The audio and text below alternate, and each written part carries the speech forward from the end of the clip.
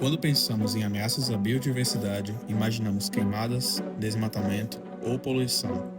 Mas algumas das maiores transformações ambientais acontecem de forma silenciosa.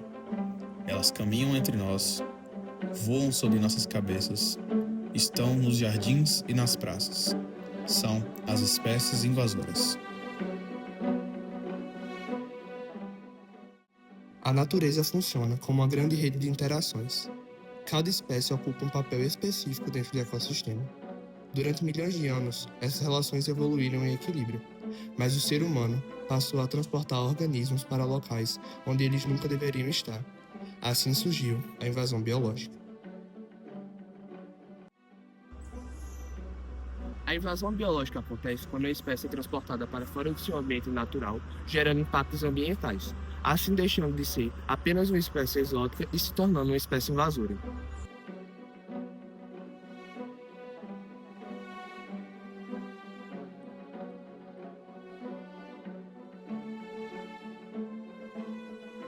Atualmente, a invasão biológica tem sido uma das principais causas para a perda da biodiversidade mundial. E o Brasil é um exemplo de como essas espécies podem se adaptar ao novo ambiente, sobrevivendo e se reproduzindo.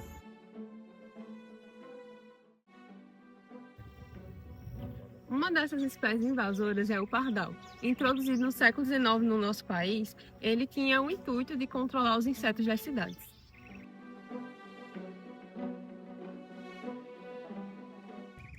Como possui grande capacidade de adaptação, o pardal conseguiu ocupar diversos locais urbanos do nosso Brasil. E hoje ele compete por alimento e por locais de nidificação com aves nativas.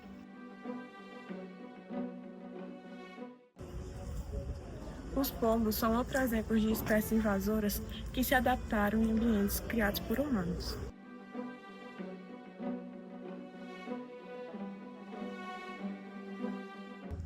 O excesso de alimento causado pelas ações humanas permite com que essa população cresça rapidamente. Isso interfere nas relações ecológicas e favorece o desequilíbrio ambiental. Como vimos, grande parte das espécies invasoras presentes nas cidades são aves. Mas será que elas convivem em equilíbrio com a fauna nativa? Para descobrirmos, conversamos com Kim, aluno da pós-graduação da UFPB, especificamente na área de veterinária silvestre. Sim, no caso dos pombos e dos pardais, eles são aves exóticas. Principalmente pardais, eles se adaptam bastante ao ambiente urbano. Os pombos também eles se adaptam bastante e como são aves gregárias, então elas vivem em grupos, elas acabam competindo tanto pela alimentação como pelo próprio ambiente, nidificação também. E como eles são aves que vivem em um grupo bem exacerbado, eles acabam competindo diretamente com as aves nativas. Então, não só na parte de nidificação, na parte do ambiente que eles estão, a parte de alimentação em si, que eles competem bastante por conta disso, e também tem a questão das doenças que essas aves elas podem acabar passando para as aves nativas. Então, no caso dos predadores, o que acontece? Eles vão estar naquele ambiente, então a maioria deles são topo de cadeia, então eles fazem a manutenção das presas daquela região. Então, se retirar o predador, as presas elas acabam aumentando o seu número. Consequentemente, isso é ruim para o ambiente que eles estão inseridos, porque o aumento dessas presas elas vão ter uma alimentação exacerbada, a reprodução exacerbada. Então, o predador ele serve para controlar aqueles animais daquele ambiente. Então, ele se alimenta também dos animais mais debilitados, animais juvenis, animais idosos. Então, eles acabam fazendo a própria manutenção da população daquele ambiente. Então, realmente, preservar os predadores de topo é interessante para que todo o ambiente fique controlado e equilibrado. O caramujo africano foi outra espécie invasora trazida ao Brasil para a produção comercial.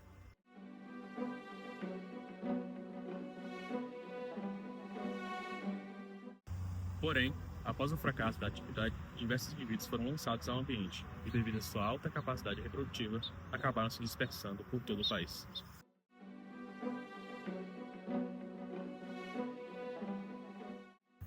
Devido à falta de predadores naturais, esta espécie acaba se reproduzindo rapidamente, competindo com moluscos nativos e gerando impactos ao ambiente.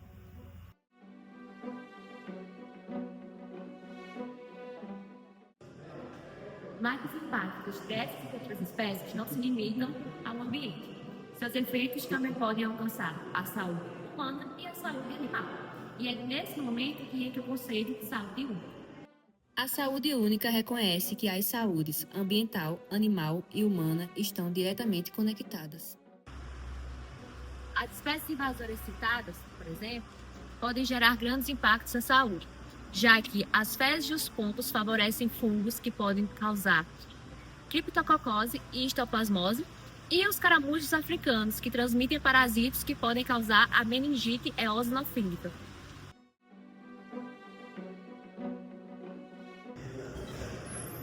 Assim, o papel do médico veterinário nesse tipo de invasão biológica, já que é papel do médico veterinário sanitarista monitorar esse tipo de zoonose, que é transmitido através de espécies invasoras do nosso país, promovendo saúde única e vigilância epidemiológica.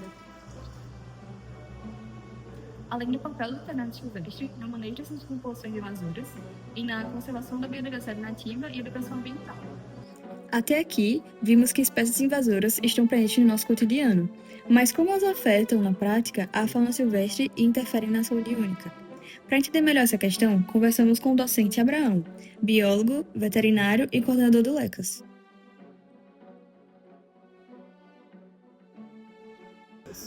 Com certeza. Vamos tomar o exemplo aqui em Areia. A população de capivaras vem crescendo de uma maneira extremamente ímpar, né? Esse animal, ele é típico do Brasil, mas não é típico aqui da região de Brejo. Ele está desenvolvendo-se de uma maneira muito forte, sem nenhum tipo de controle. E qual é o grande problema? Primeiro, para a flora local, né, que esse animal consegue comer uma grande quantidade de vegetais, em especiais também vegetais que estão sendo utilizados na agricultura, mas também trazendo a reboque várias possibilidades zoonoses, né? Entre elas, a febre maculosa, que é trazida por um carrapato que se instala muito bem nas capivaras, que é o carrapato estrela. E quando esse carrapato entra em contato com os seres humanos, sendo portador, né, do agente que provoca a febre maculosa, os humanos podem sim ser acometidos. E qual é o grande problema? Se você chegar hoje para as equipes médicas aqui da região, né, os médicos humanos não vão saber diagnosticar um paciente com febre maculosa em tempo. E possivelmente isso vai gerar uma série de complicações, né? Uma doença que facilmente é controlada, mas que dependendo do tempo que você vai agir, você não tem uma resposta muito boa. Então, a manutenção dessas capivaras aqui pode, de alguma forma, provocar um desequilíbrio e, consequentemente, também afetar os humanos com a zoonose.